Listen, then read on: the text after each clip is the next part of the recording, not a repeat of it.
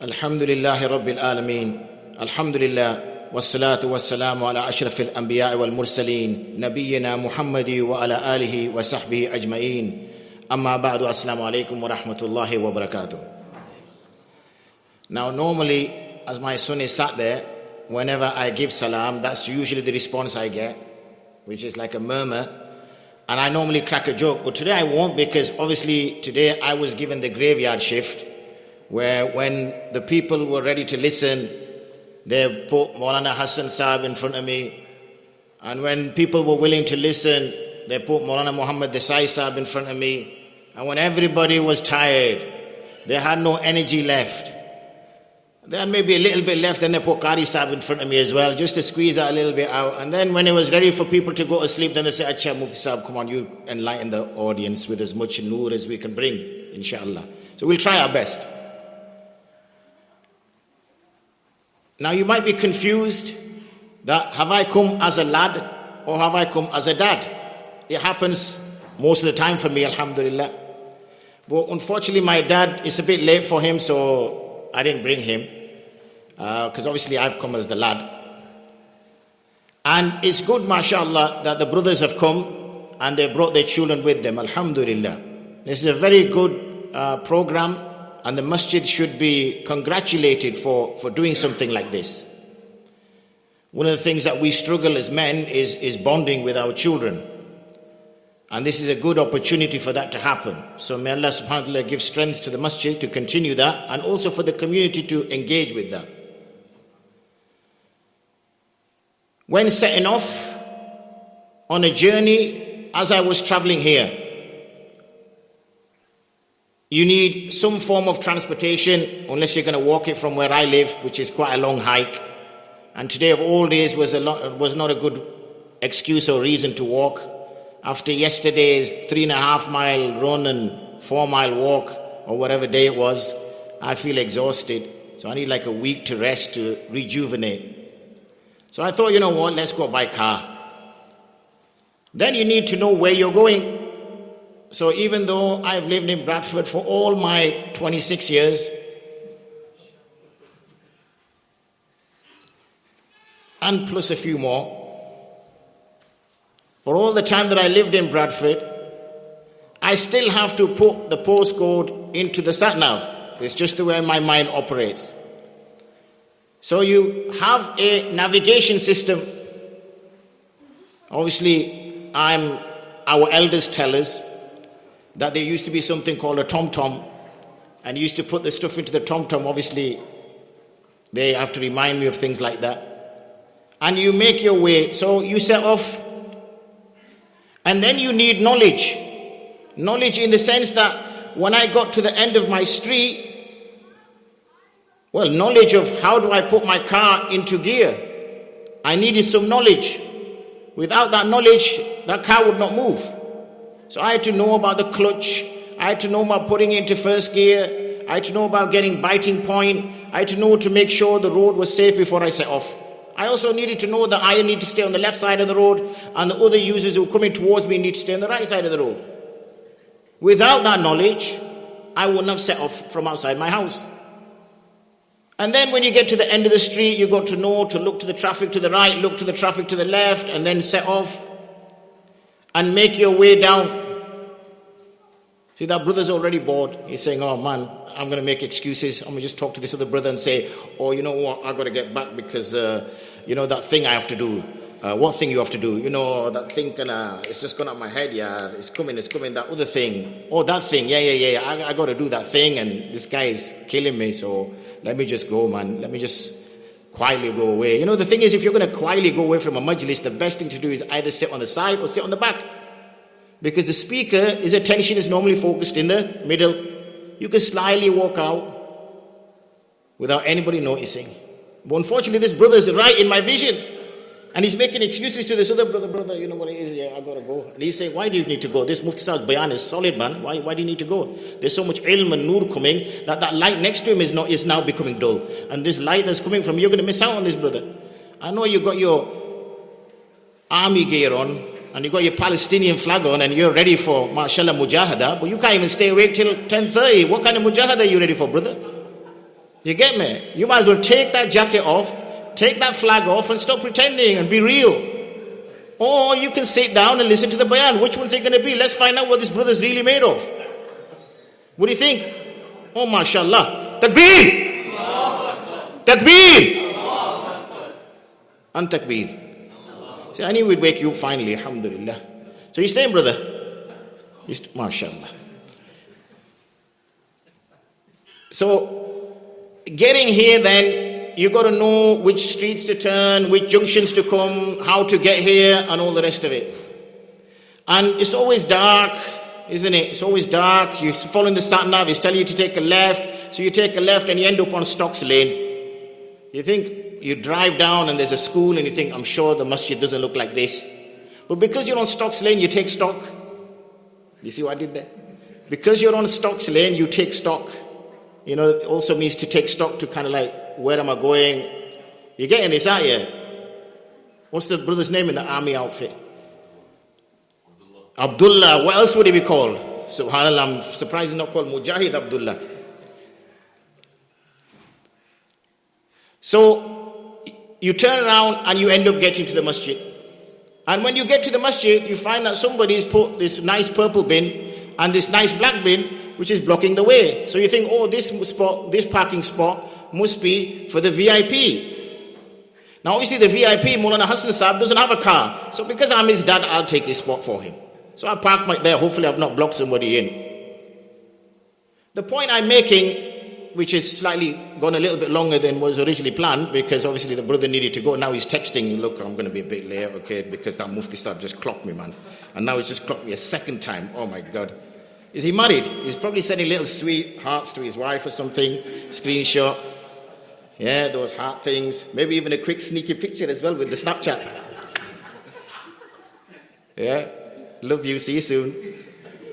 It's good, mashallah. There should be love, alhamdulillah, between husband and wife. There's nothing wrong with it. It's strange, isn't it? That they call, when two people meet in a non-Shari'i way, they call it a love marriage. And when two people meet in a Shari'i marriage, they say arranged marriage, as though there's no muhabbat there.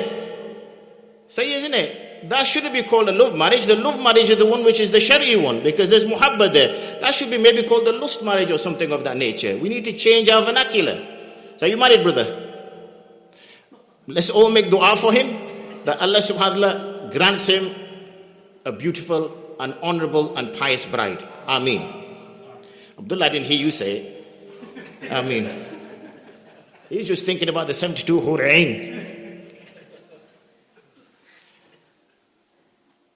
So life, young people, slightly youngish people, and old people, is a journey. That's all it is. Life is a journey. We're all at different stages in that journey. Some of us are very young, some of us are a little bit older, and some of us have got grey beards. But we all travel along that journey. We all travel along that, and we have to learn certain things along the way. Now, in life, we learn all sorts of things. I just talked about learning how to drive. But we also learn about responsibilities that we have. Normally, our Islamic education comes in at around sort of 3-4 years of age, 3-4 years old, and up until maybe about 12, 13, 14. Then we become allama sab. After that, we don't need no more ilm. We've got to learn enough. We can read our alif to ya backwards with our eyes closed. Alhamdulillah. And what we do is we then abandon our studies after that time. When really the crucial time is when you start to reach 12, 13, 14. That's the crucial time. The time between 3 to 10, 11 is time of play. It's time of play. But it's only after that point that we start to understand that there's certain things which are happening to me physically. There's certain things which I'm being asked about. There's certain things which I need to understand. How do I understand that? And people feel a bit embarrassed to say, should I have a word with my dad about this? You know, I'll go talk to my friend. How can I talk to dad about this? And unfortunately, dad is like, you know, big hazrat. You need to book a meeting when you need to speak to dad. He's not very approachable. He's built like a big castle wall all around him. And then outside the castle wall, he's got like a moat. You know what moat is, don't you? You know, like the old, you know, back in the day, they used to build, like, put water around so that people couldn't attack him. And it's so difficult to get to our dad to say things to him. So there's a two-way street here. One is the father has to always be open to conversation with his children. So the first place where the children go is the father. Imagine your 12-year-old or your 10-year-old learning about life from another 10-year-old. Rather than learning from a 30-year-old or a 40-year-old or a 50-year-old.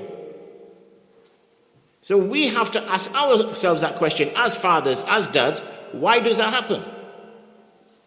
Why is it that my child feels more confident to talk to another child rather than talk to me? What have I done that has distanced my child from me? What can I do in order to bring that relationship better? A relationship that is close. We see, for example, the Prophet ﷺ, he used to mount Hassan and Hussein on his back and allow them to ride on him. And when the Sahaba would comment that, oh, what a great mount that you are on, to the children, he would say, but look at the rider. This was his humility, humbleness. When his granddaughter, Umama radiallahu anha, came into the masjid and she started to crawl near him, he left the minbar during khutbah in order to pick her up. So that's why the children of the Prophet ﷺ and the companions could feel quite confident and comfortable to go talk to their parents. So it's our responsibility to also make that kind of environment in our houses so our children feel confident to speak. No topic should be off the agenda.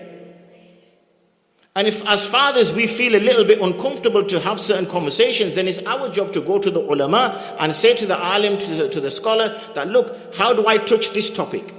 Because bear this in mind, as much as you want to kick that topic under the carpet, it's being discussed in schools. It's being discussed on the internet. It's being discussed on social media. So the child has access to that. They are trying to understand it from their perspective. So it's important as parents, we address that and challenge that and try to build an atmosphere around that. We were, and I'm giving the heads up now, going to split this up in two ways. One was a little bit of a lecture from me, which I don't really like giving lectures. It's not really my thing. And the second part is a more of a Q&A. It gives chance for Abdullah to get his own back. But Abdullah, take it easy. I'm an old man. Have some respect for your elders, man. Yeah, it gives chance also for the youngsters, for whoever's got any questions you got with regards to Islam that's confusing you, that you want to understand. I'm not saying that I'll have all the answers, but I'll try my best to put forward whatever I can think of in order to try to help moving forward. You know, many people say, oh, we're struggling with our iman, we can't deal with these sort of questions, we can't deal with those kind of questions.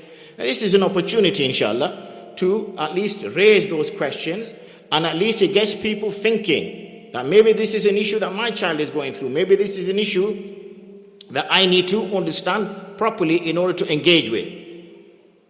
So as I said, I'll give you a few more minutes to think of that, inshallah. Normally what happens is people get a little bit nervous, especially when you start putting them under pressure. Apart from obviously Abdullah here, mashallah, who I think handled it really well.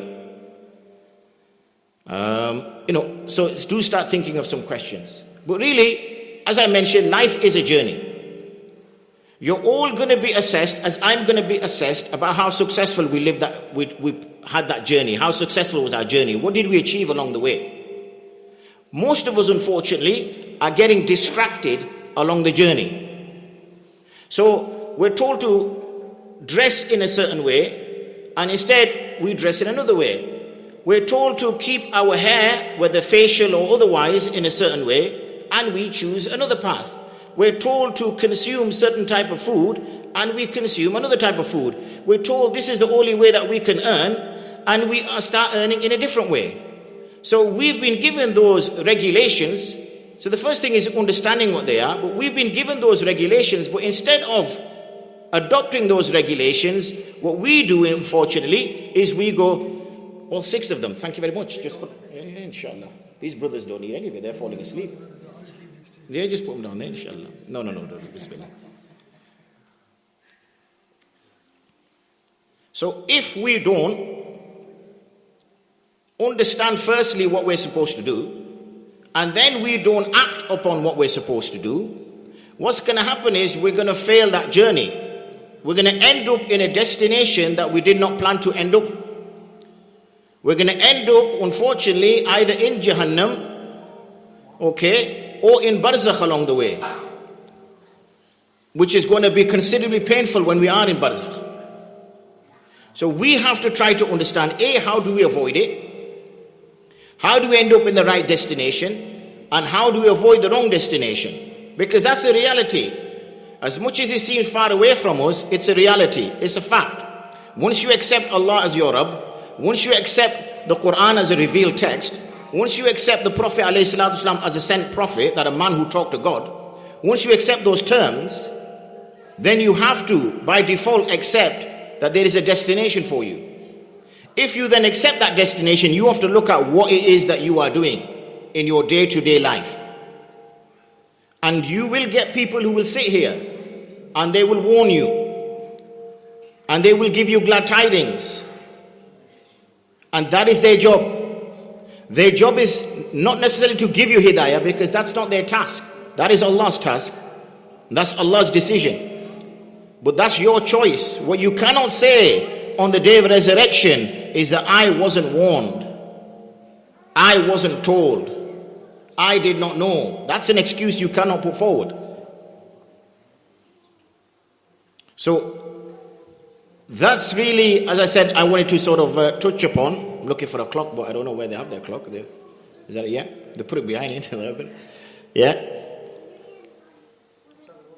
There's one there. Yeah, eyesight isn't as good. Once you get past 28, the eyesight goes a bit funny.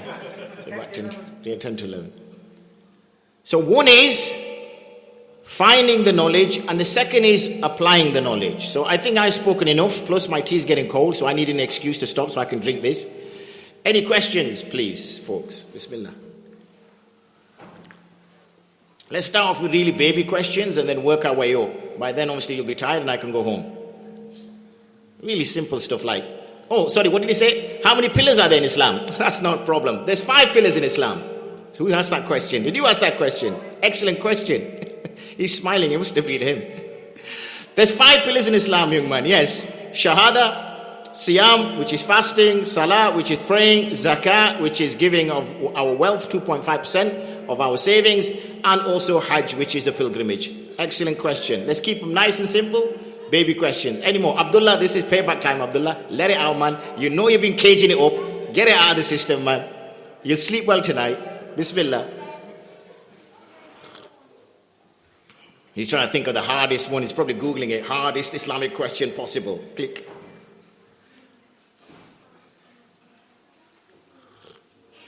Ji, Suleiman Saab. Saji, one of your lecture, you mentioned characteristics of a dad who builds a wall around him so children are not approachable. What other things shouldn't a dad do in addition to that that would sort of block their child from approaching? Remember, the biggest asset that you have is your child. That's your biggest asset. So if you think your money is your biggest asset, then unfortunately you've got your priorities mixed up. If you think your career is your biggest asset, then again, or your intellect or your education or whatever it is, then that's the biggest mistake. Your biggest asset is your child. Therefore, anything you do from the moment you wake up to the moment you go to sleep, and also because they're dependent upon you, you have to be thinking is that how much of that time is it that I'm actually giving for my child? So going to work obviously is part of that, because that's about bringing the rizq home in order to provide. So it's having a very good bond with the child. The tarbiyah has to be there at the beginning. It's absolutely essential. First 6-7 years, there is love. There is a lot of love, because what you need to do is to give the child confidence, self-belief, self-confidence, and also build their self-esteem, because they're developing as a human now. And if you take away those 3 qualities, then they will always be fearful. They will always lack confidence. They will never, achieve greatness, because you've already put fear into them. The Prophet ﷺ said, never frighten your children. He said, never frighten your children, because what it does, it affects the heart when you frighten people. So either you do that by threatening tone, either you do that by bullying, either you do that by showing excessive aggression or something of that nature. And what it does, it puts a child in, and you notice that most of your formative years impact you as an adult. So a lot of here, I don't want any sort of like, sitting on the couch and moments, but a lot of us here that are now fully grown adults will look back at our childhood, and many of our traits and characteristics will be based upon what we experienced as children. Okay? So some people, for example, get anxiety in an airport. If you trace it back, you find out that they experienced something as a child in an airport setting, which has now impacted on their mind, so naturally they feel fearful in that environment. They get anxious in that environment. So therefore, the first 6-7 years has to be that type of love and tarbiyah, which is going to make the child develop those areas. Remember, there is still tarbiyah there. It's not a free rein. It's that understanding that when you place a sapling into the ground, you place a bamboo stick with that sapling. And when you place that bamboo stick with that sapling, it'll make sure that that sapling grows straight up. Once it starts to become strong, you can remove the bamboo stick. That sapling, that plant, tree, whatever, will continue to grow strong. If, however, you did not have that bamboo stick and you allow that plant to grow, it will grow in whichever direction it chooses. Now you try to pull it back to grow it straight, you're going to break it because it's now formed. It's now got its own character. It's got its own behavior. It's got its own identity. It's got its own selfless. And it's also self-actualization. Now it's going to be mushkil. Now you're going to break it. There's no other way now to do it. So therefore there's got to be that love, and then there's got to be that tarbiyah. Then when you start to move into those next 7 years, then this is where you're really teaching this child now about mannerisms. You're really teaching this child about what is acceptable, social norms. It exists. I'm not saying it's a black and white sort of thing. There's quite a myriad of an approach you take, but there's more emphasis on this part now. Because now you've got to start taking, if it's a boy, into gatherings of men, so that he starts to emulate men. If a child grows in the company of women, then he will become effeminate. Naturally, because you imitate. We learn by imitation. Why is it the Prophet ﷺ had a sunnah? So that we imitate it. Why was the Prophet ﷺ sent even though the Quran existed? So that someone could demonstrate to us how you make the Quran come alive. Someone that could demonstrate to us what is the approach that you take in your day-to-day. So then he should be surrounded by men. And not just any men, but men of understanding, men of ilm, men of, strength. All that we look at in a man, the qualities that we see in a man. We all get excited, mashallah, when Trulbai puts his hand on his chest and when Khabib is pounding somebody. Why are we doing that? We're doing that because we see manliness in him. We see strength in him. We see all characteristics that are in a man. So this is what the child should be around. So he starts to emulate that, and his behavior is brought in. Once he gets past that, and this is normally as he's approaching bulugh now there should be a very strong friendship between the father and son. Because he's now going to take over the responsibility of the father. Remember, obviously we're not going to be sending anybody for that type of behavior, but a 14-year-old boy would stand in front of the Prophet ﷺ asking to go for jihad. It was only when he became 15-year-old as a man, the Prophet ﷺ gave him ijazah. So you can see the type of mindset that they had. Now what we'll do is, at 26, 27, 28, we want cod or whatever it is, I don't know, haddock. Is it haddock or cod? The game that we play. Or is it trout? Which fish is it? Cod. Yeah? So we want to play games, we want to stay, we need to have those qualities and those traits so that child wants to also become like that. So these are the stages that go on. And obviously you have to take into consideration the nature of the child as well. You indicate that this is just an arbitrary system you're building around the child without contextualizing it. So you need to understand what also makes that child tick. What is it that makes them behave in a certain way? How do you do that? And this is also about doing that sort of islah of the child. And this is what the reason for the ulama is, that whenever someone steps forward and says to a scholar that please, I want to be in your company, I want you to do my islah, then his job is to look at that person, analyze that person, see which veils are in front of his eyes, see which things influence his heart, and then start to remove them from him. Because obviously this person is either kamil or he's going along the path towards kamiliyat, so he can do those kind of things. So this is very, very important. Remember, your child is the biggest project in your life. And if you do not think that your child is the biggest project in your life, then in a way, you fail your child. Nowadays, unfortunately, we think bringing a child into the world is a physical act, and then Bismillah, the schools can look after it, and the Maulvi Sahib can look after it. No, that's just a service that's provided. It's your responsibility. After they reach the age of bulugh and beyond, then, and you have done all you can as a father, then all you can do is still instruct and guide as best as you can. But are you responsible in Yawm al-Qiyamah? That, no. Because now that person is an adult. As a 16-year-old, 17-year-old, 18-year-old, he's an adult now. You can still pray, you can still take him to, places and try to encourage him to engage in certain things as best as you can. But can you kind of, I wouldn't say forcefully, but can you be more, emphatic? Probably no. And as he gets even older, then that's, he's taking his own path then. You'll see that there's, brothers and sisters from one house, from one father, from one mother, and, each has taken a different path. And that's the path they take. But this is, remember, we look at it as responsibilities and rights, because we want to avoid the questioning on Yawm al-Qiyamah. That's what we want to do. And also we want to make sure that this child has the best start in life. So he's not the first one who turns back on us and says, look what you did to me as a father. You let me down. You did not provide this, you did not provide that, you did not provide this, So it's quite a big responsibility. I know most of the time we have children without really understanding that, you buy a car and you do, full research analysis, talk to lots of different people and all the rest of it. You buy a phone, you do all of that. When you have a child, it's just, Bismillah, I'm sure he'll work it out on his own. So it's very, very important. And it also, because of the fact that we live in society, unfortunately, that we cannot control.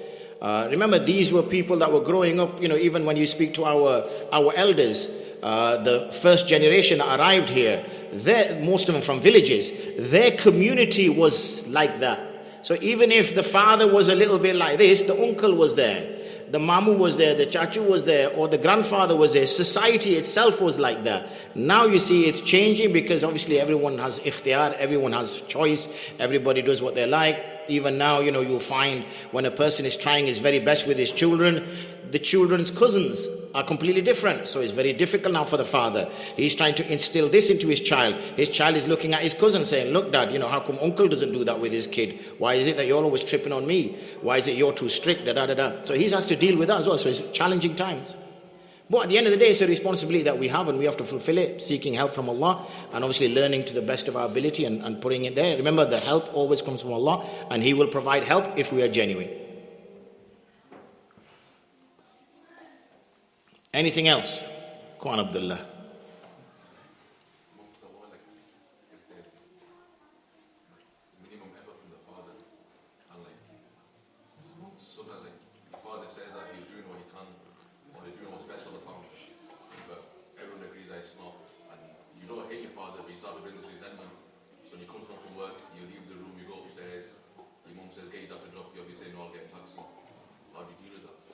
That is the outcome, unfortunately. They say, like in boroughs in London, especially within the black community, that the absent father has a big impact on the male child that's growing up, and that's why there's a high percentage of black on black crime and all the rest of it. There's a lot of research that's gone into it in trying to understand how that happens.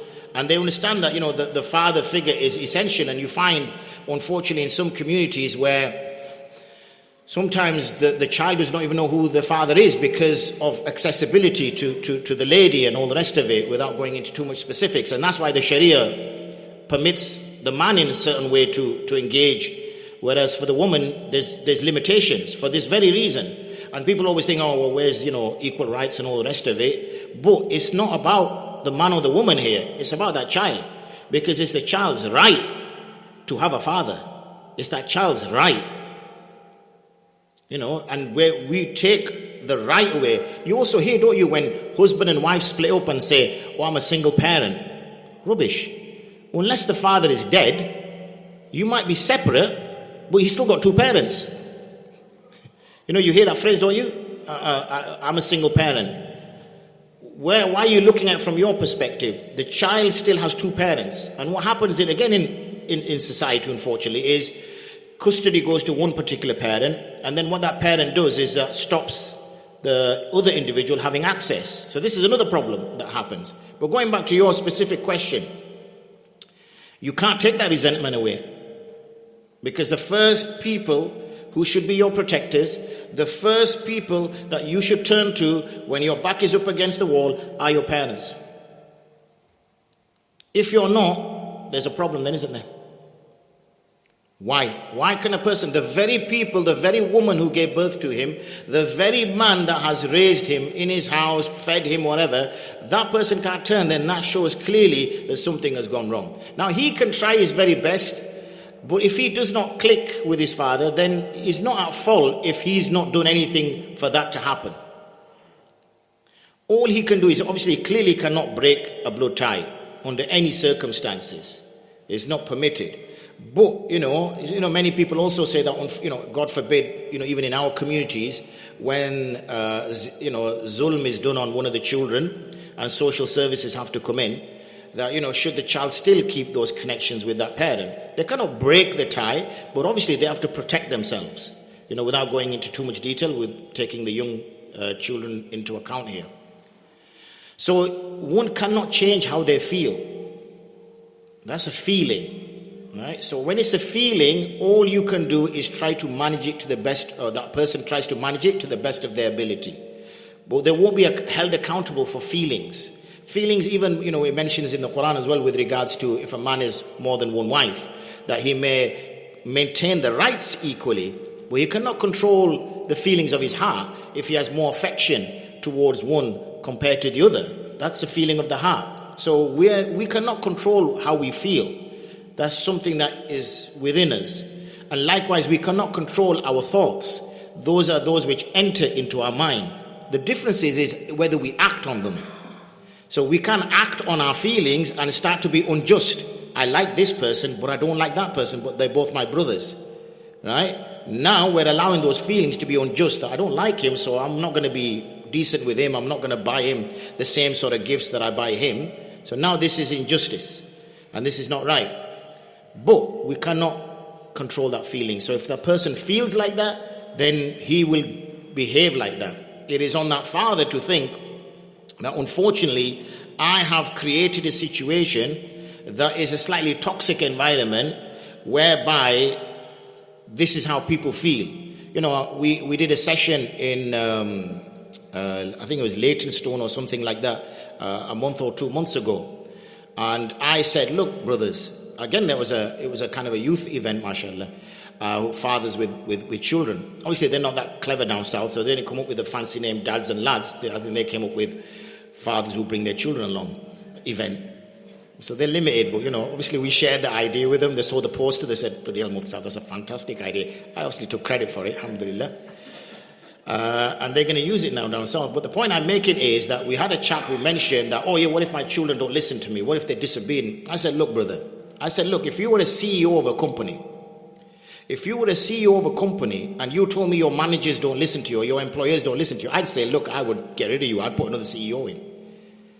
It's your job as the manager of because when you look at a house and the way, because obviously within Islam is a patriarchal society, that's how we have a male figure that is given responsibility to run the house, the father, the husband. That's his job, to run the house.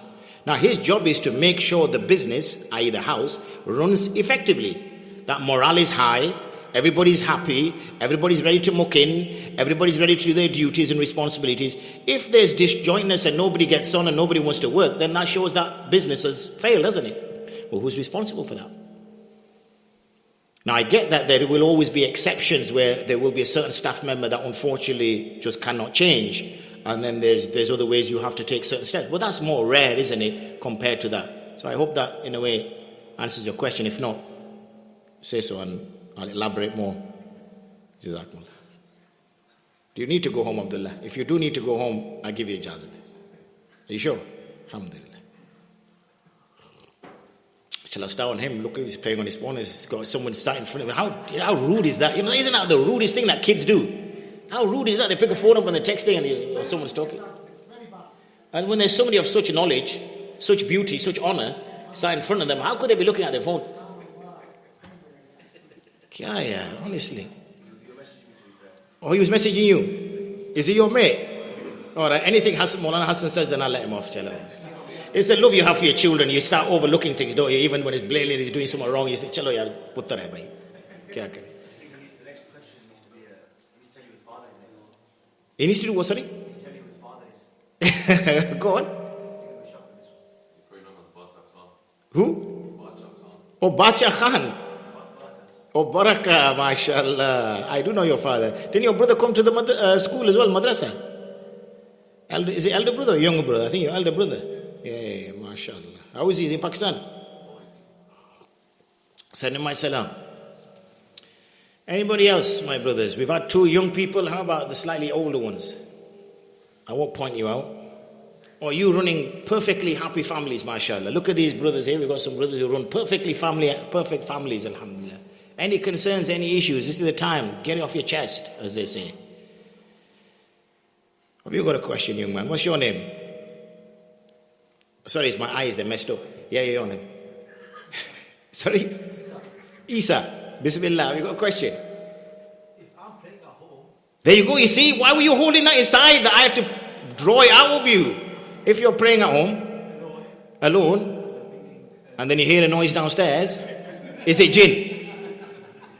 It depends what kind of noise they make.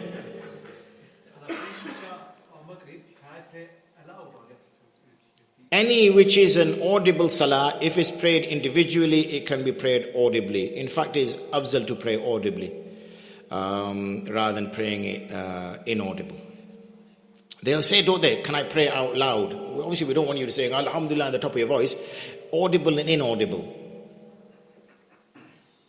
Yeah, you want to save that? Or you got it, okay.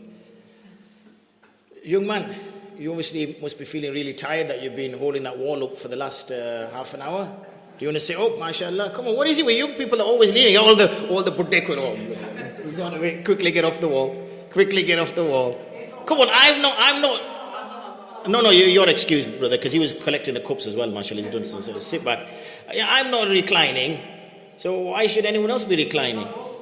I know. So any questions, young man? You can stop reclining as well. Any questions? You think of it, we'll come around back to you, yeah? Yeah. Don't just make one up though, because you're going to be... G. Uh-oh. Look, I told you we'll talk about this off air, man. Why do you need to bring this up for? Oh, some other friend. Oh, yeah, carry on, brother.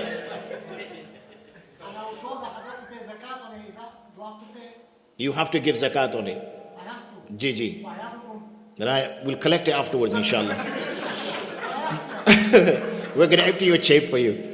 Gigi, any money which is given to somebody as a loan, then the Malik, the owner of it, has to give zakat. The person who's received it is not the Malik. The Malik is the person who's given it. So the Malik has to give the zakat. It is only if you've written off a debt. Some brother, every time you ring him, he deletes your number, runs away from you, says, look, yaar, I'm stuck, I can never pay you, just leave me alone, please. And you think, okay, it doesn't look like I'm going to get that money back. Right? But 6 years later, 8 years later, he knocks on your door, say, guess what, alhamdulillah. I was about to say he won the lottery, but that would be haram. I've just done really well at work. Yeah, I've just done really well at work. And, I've got a bonus. And remember that money I took off you 8 years ago? Here it is. Now you have to backtrack your zakat. Because you obviously thought you would never get that money back, so you stopped giving zakat. But he's now giving it to you, so you have to now backtrack that zakat. He paid me about a month ago, he paid me the money. So, I don't know how long it's been. Yeah, people tend to get confused as to when they should give zakat. So when you reach bulugh, which I guess for you has been fairly recently, you like that? Right? Alhamdulillah, when you reach bulugh, whenever you reach bulugh, right, and you have nisab, you're going to hurt your back. When you reach bulugh and you have nisab, wudu is when you go to make bulugh. Okay. Bulugh is when you reach maturity. Yani, I'll talk about that afterwards because it's bache, yeah. Yeah. So when a person reaches that age, which is 13, 14 age or something like that, and he has nisab, okay, nisab, which is approximately about £400, right? Then he waits 1 lunar year. Okay, 1 lunar year. So let's just say a person reaches bulugh in Rabiul Awwal. Unfortunately, we don't know the Islamic calendar. We only know April, May, June, July. So when we reach bulugh, we don't know what it is. But let's just say, mashallah, you're following the sound Islamic calendar. I won't ask which day we celebrate Eid on, but khair, we'll have that conversation another time. So when a person reaches bulugh, let's just say Rabiul Awwal the 2nd. Okay, it's now Safar the 9th or 10th or 11th. What is it, brothers? Everyone's looking at the calendar. I think it's about the 12th. Yeah, it depends who, according to who is the 12th. Eh? And obviously, when is it coming, after Maghrib or after Fajr? When does the day start, according to the Islamic calendar? These are all things we need to know. You know, we say we're Muslims, alhamdulillah. But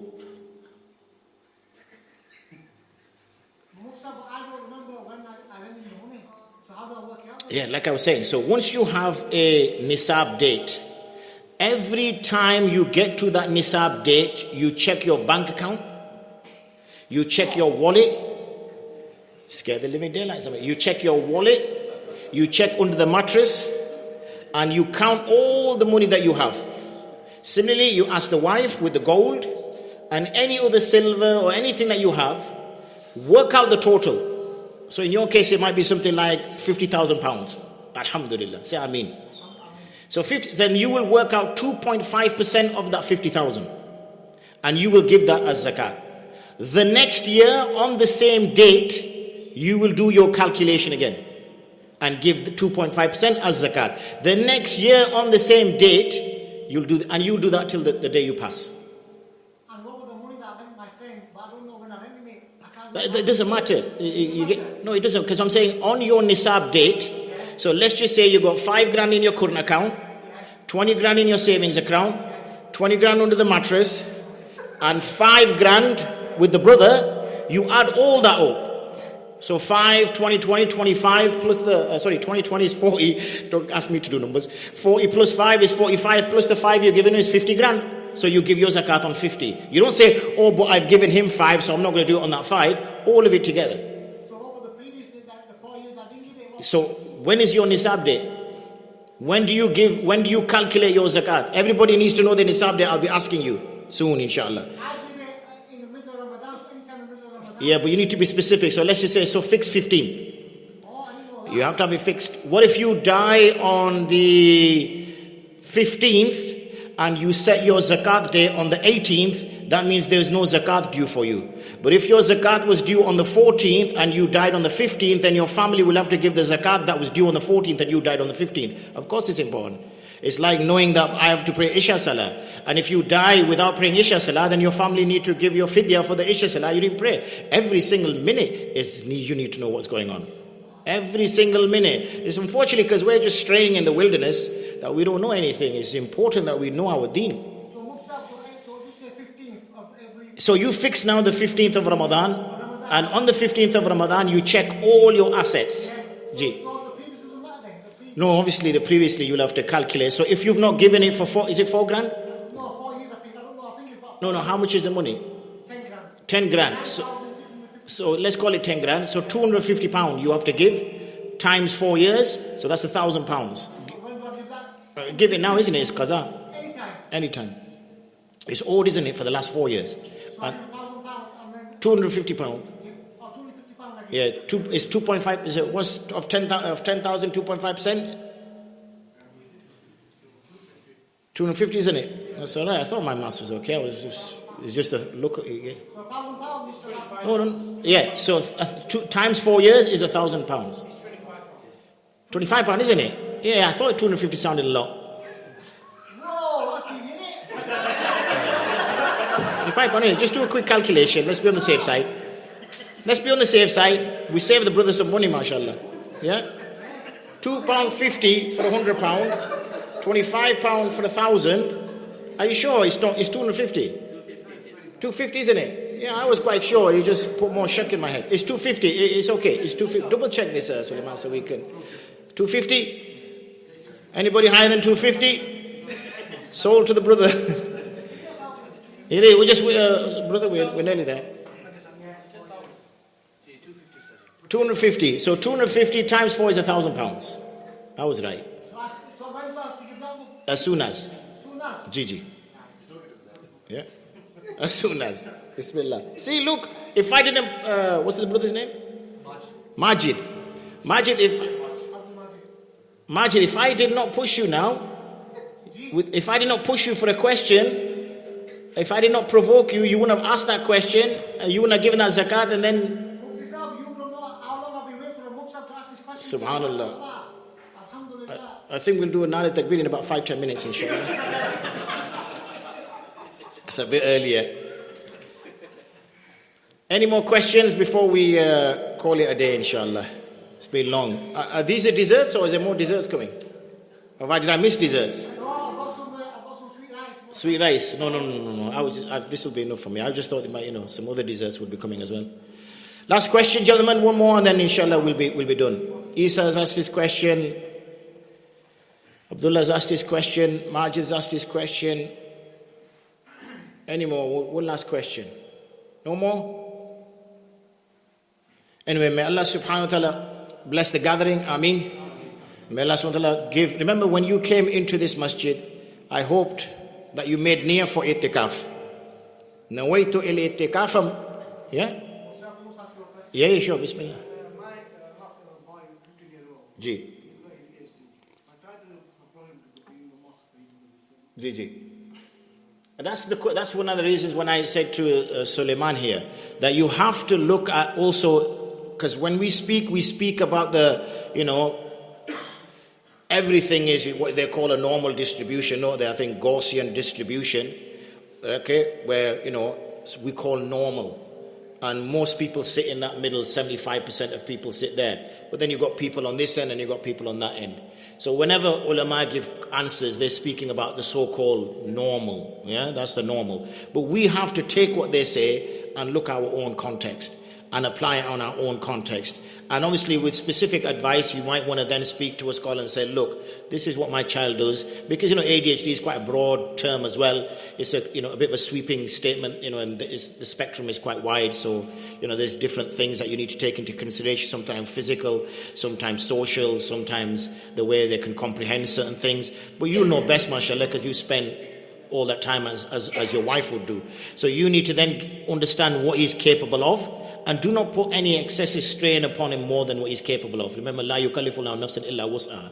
Sharia does not put any burden on a person beyond his, ability. So that would be the best approach to take. Yeah, so I was saying, just as we're finishing off, that, when you walk into a masjid, always make niyat for itikaf. Even if you're just praying your 4 rakats fard. Nawaitul itikaf ma dumtu fil masjid. That I make intention for itikaf for as long as I stay in the masjid. When you do that, then every moment becomes ibadah for you. Now, alhamdulillah, we've had quite a friendly conversation. Please, I seek forgiveness if I offended anybody. That was never my intention. It was more just to provoke a little bit of fun and get you people a little bit engaged. And also to say that, look, even those Maulvis know a joke or two. Yeah? We get a bad rep for not knowing jokes, but we got some jokes. But the main maqsad is that, to have that muhabba. It mentions that one of the people that will be under the shade of Allah is that when two people meet for the sake of Allah. So, for some of you, I'm a stranger. Some of you are a stranger to me. But we met with love, alhamdulillah. Our sole maqsad was to please Allah. That was our maqsad. That's why you set off from your homes. That's why I set off from my home. Was to go somewhere where we could listen to some beautiful qira. Alhamdulillah, may Allah put more barakah in the brother. Ameen. It's very, when you listen to qira like that, it's very emotional. It's beautifully emotional. If there's nothing too rude, I think if we can ask Qarisa maybe a few more ayats afterwards, just to finish off. Might as well get as much as you can take before you go home, You always sneak in. They always say when you go out to eat, you say, oh no, I'm just going to eat the main meal. And then some bright spark comes up. What about dessert? And you think, I got no room, but it's chocolate. Or then, I just want dessert. And then someone else sparks up and says, what about some tea? And you think, okay, get some tea as well. So before we go, let's listen to some more, inshallah, qira. But We gather together for the sake of Allah. We depart again for the sake of Allah. Make your life for the sake of Allah. When you make your life for the sake of Allah, there'll be khair in it. That does not mean that you will not have musibah. You will have musibah. The difference is how you manage it and how you deal with it. There were no bigger people that suffered musibah than the Anbiya. Yusuf alayhi salatu was accused of rape. He was put in prison for 7 years. Falsely accused. Ibrahim alayhi salam was cast into a fire by his own people. They all gathered against him, even those that he would seek protection from. Some say his father, some say his uncle, Mufassirun. Yusuf alayhi salam, again, his own brothers threw him in a well, left him to die. Imagine, ikhtilaf in the age, but say he's 7 years old. Imagine your own brothers taking you as a 7-year-old and throwing you in a well and leaving you there, and you're crying in pitch black, and you're left. Doesn't mean that when you walk this path you don't have musibah. The Prophet ﷺ buried his own sons with his own hands. He did not see a single son grow. He didn't see his own father with his own eyes. Little time with his own mother. It was after a great length of time that he was given permission even to visit her grave.